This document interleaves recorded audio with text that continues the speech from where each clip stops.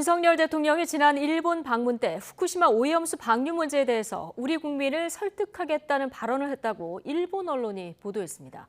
대통령실은 후쿠시마산 수산물 수입은 결코 없을 것이라고 적극 해명했습니다.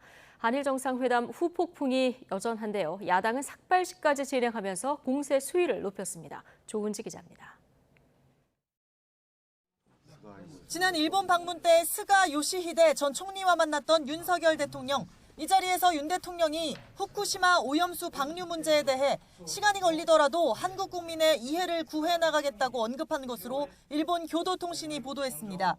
이튿날 대통령실은 후쿠시마산 수산물이 국내로 들어올 일은 결코 없을 것이다. 국민 건강과 안전이 최우선이라는 정부 입장에 변함이 없다는 공지문을 냈습니다. 당시 배석했던 국민의힘 정진석 의원도 윤 대통령은 시간이 걸리더라도 국제원자력기구 IAEA 주관하에 과학적, 객관적인 검증이 꼭 필요하다는 정답을 말했다고 SNS를 통해 반박했습니다. 하지만 대통령실 해명이 동문서답이란 평가도 있습니다. 지난 2011년 동일본 대지진 이후 후쿠시마현 등 주변 8개 지자체 수산물은 지금도 전면 수입 금지이기 때문입니다. 또 일본 언론의 보도처럼 윤 대통령이 대국민 설득에 나서겠다고 발언한 사실이 있는지에 대해선 명쾌한 설명을 내놓지 않았습니다. 이런 가운데 여론은 더 비판적입니다. 한일 정상회담에 대한 부정평가는 60%로 긍정의 2배에 육박하고 윤 대통령의 지지율은 하향 곡선이 뚜렷합니다. 더불어민주당은 삭발까지 불사하며 총공세에 나섰습니다.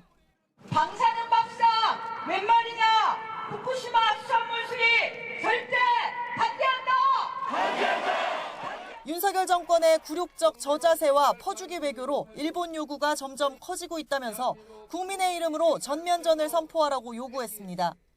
굴욕외교의 진상을 낱낱이 국민에게 알리고 국민에게 그리고 역사에 사과하십시오.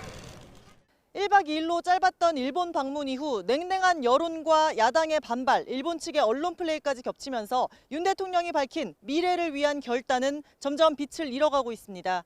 YTN 조은지입니다.